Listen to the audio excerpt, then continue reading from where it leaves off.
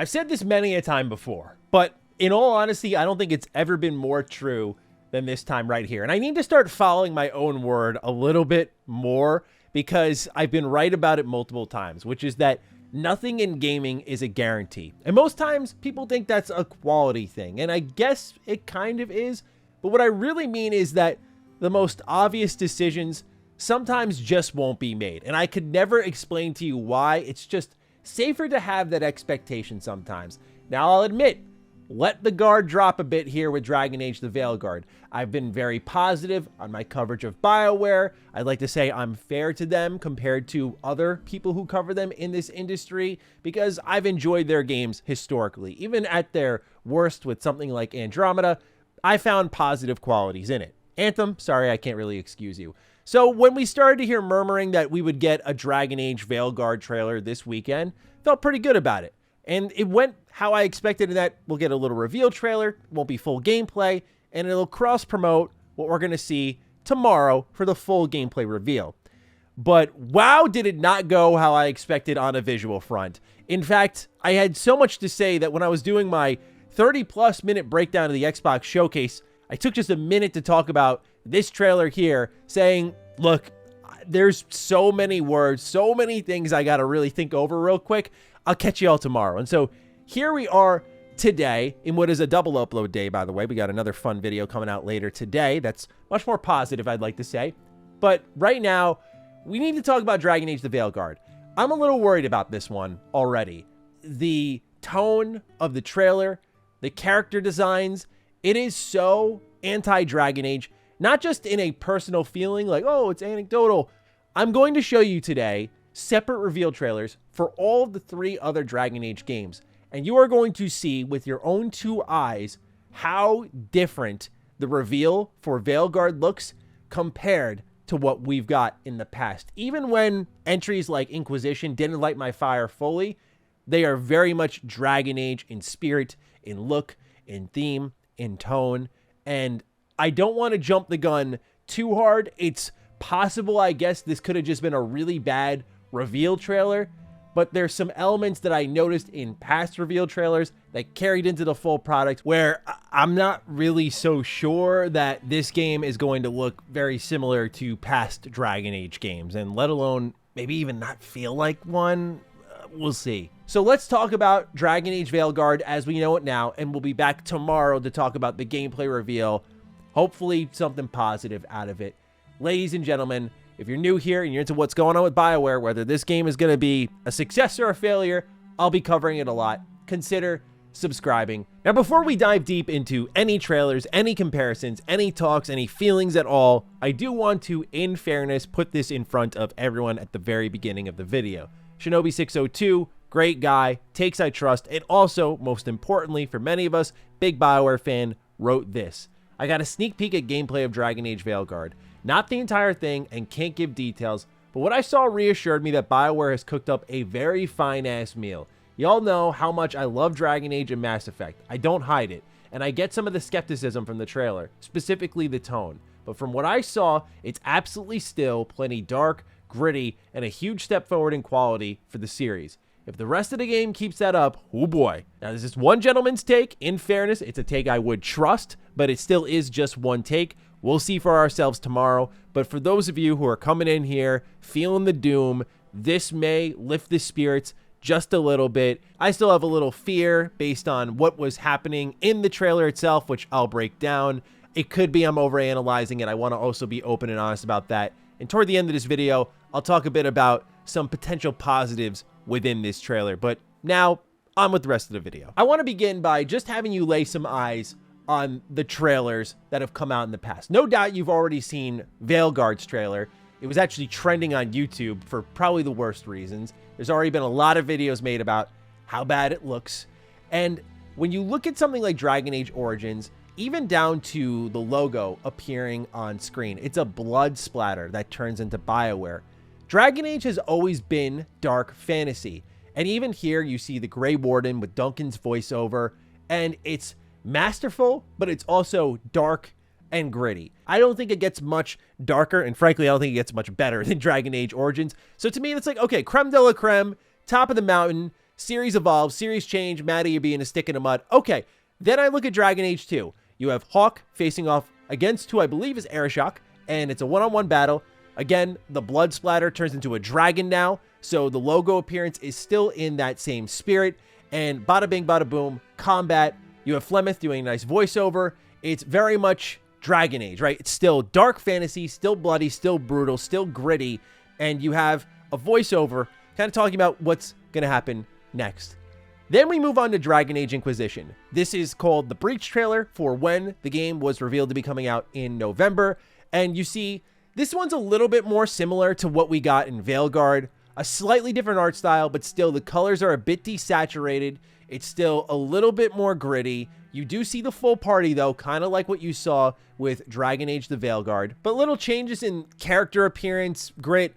Okay, I think it's a little more easy to stomach because the technology was evolving and we were getting Dragon Age games at a much quicker rate, right? When you look at it, it was 2009, 2012, and then 2014. So we were getting Dragon Age games pretty rapidly. Now it's been about a 10-year gap, and we get hit with this, the, as I've called it, Marvelification of Dragon Age. I mean, this trailer, even if this is just a one-off here, and the game looks totally different, more in line with what we've expected from Dragon Age, I don't want to harp too hard on this fact, but EA, BioWare, whoever approved this, bad job. Just gotta be real. Terrible job, even. Why do I say it like that? Because it shows that you have disconnected from what made Dragon Age Dragon Age. If you are trying to sell this to current fans, you absolutely, unfortunately, failed. All you did was create concern. No current standing Dragon Age fan looked at that trailer and went, that reminds me of Dragon Age. If you told me that was the trailer for a spin-off Dragon Age game, I probably would have believed you. If you told me that was a trailer for a spin-off Dragon Age multiplayer game, funny enough, formerly the idea behind this title, I would have believed you. Now, again, seeing the characters as they are, trying to strip myself from the emotion of the moment, looking at it objectively, I will say that some of the concepts do excite me. I think Varric being a little bit older looks really cool. I've never been the biggest Varric stan. Like, my favorite characters in the series are more like Liliana. Like, I prefer her. Morgan. I'm a big Origins guy. So yeah, like Alistair, like I prefer that cast of characters.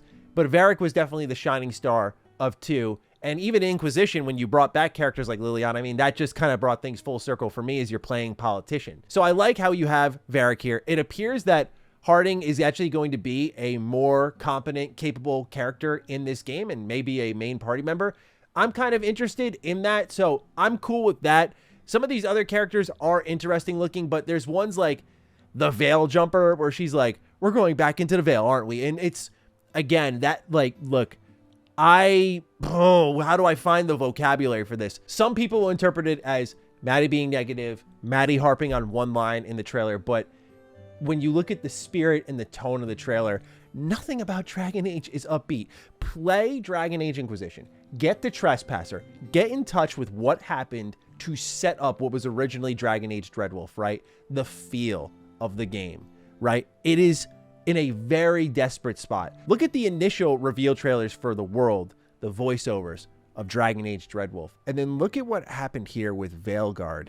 It makes you wonder if there's been a shift in focus here. Now, this is where, again, I think the internet at times needs to settle down. We have seen a lot of pre-launch coverage, but this is where leaks and reports step in and kind of conflate, and then we have a bit of a problem here. Like, is what we saw previously under the title Dreadwolf still applicable to Veilguard? How does that exactly look and feel? And I know that Inquisition definitely leaned into a lot more color when you go to the Hinterlands or something like the Jaws of Hakan DLC, like very colorful. So some people took issue with like Dragon Age is all bright and colorful now, but I'd like to say that since Inquisition, it's been pretty colorful. And that's going to just happen with how technology progresses. Like you look at something like Dragon Age 2, and yeah, it feels very limited and confined. Dragon Age Inquisition feels a little more big and open, and a lot of time spent on making the world interesting to look at.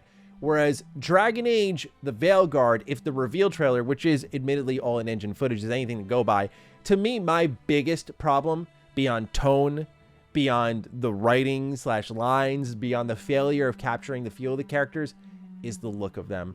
Like, for example, the cheekbone placement, The facial structure, very, I know this is like an internet hive mind kind of take, but I think it's kind of right. Like very Fortnite. Like I just, like I looked at it and went, man, that when, again, you look at the other reveal trailers for previous Dragon Age games and I go, this doesn't look quite right. Now, if you were to say, Matty, looks like this, but you're going to get your choice and consequence. The writing is better than you think. The gameplay is actually pretty fire. I could see my opinion kind of shaken up a little bit. But taking an honest assessment of the trailer here, some of the screenshots I saw, like even the Game Informer cover reveal, I'm like, who are they targeting right now? As a big Dragon Age fan, I'll admit I'm a bigger fan of Mass Effect, but as a big Dragon Age fan, I feel like I'm kind of being misunderstood here or just completely overlooked. And you wonder about the position BioWare has been in for a while. We need a win. Who do we appeal to with this? Game's trending right now worldwide. All eyes are on it. Are we trying to appeal to the mass demographic, or are we trying to appeal to Dragon Age fans who will hopefully bring our game to the next level? I hope it's the latter, because we've seen how that's benefited developer after developer.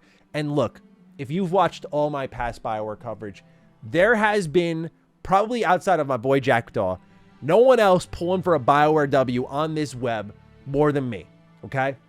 So I don't want to hear this whole negativity wave or how I'm just taking a dump on BioWare for some good viewership. I have been authentic in my excitement for them, and I know I've heard behind the scenes murmurs like, the game's great. There's a lot of confidence. BioWare's really happy with it. Okay, but I got to trust these two things on my face, my eyes. And what I saw did not line up with, not even just what I expected. It just doesn't line up with past trailers, past games, past feels, past tones. Feels like a large departure from it. And the only thing I will say, in complete fairness and openness, is this was a trailer designed to introduce you to the characters of this game. And by that, I mean, we already knew the Dreadwolf was the main villain, and they built a lot of trailers around Solus. However, when the name changed to Veilguard, it's there that we saw in the Dragon Age blog post that they said this is more about the focus for us, and we're not putting a big spotlight on it, so we're changing the name. And it's like, okay, maybe they just wanted a trailer to showcase the characters. I don't think they did a great job at it at all, but okay, maybe they just wanted to show off the characters and they thought this was the most fun way to do so.